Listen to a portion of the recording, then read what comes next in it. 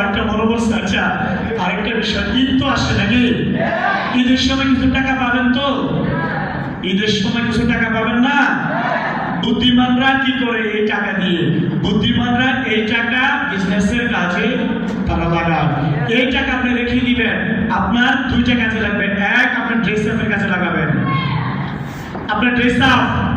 দুই, এই টাকা দিয়ে আপনি 1 মাস ফলো আপ কিংবা 2 মাস ফলো আপে যেতে পারবেন। অতএব ঈদের সময় যদি বাবা, মামা, চাচা, আত্মীয় স্বজন কারো থেকে কোনো টাকা পান, কোনোভাবে টাকা নষ্ট করা যাবে না। এই টাকা দিয়ে আপনার ড্রেস আপ চেঞ্জ করবেন এবং এই টাকা দিয়ে আপনি ফলো আপে যাবেন। দেখবেন আপনার কাজটা আরো অনেক বেশি সহজ। আল্লাহ হাফেজ। Thank you everybody. জোরে কাটতে যাবে, সেই সাথে আমাদের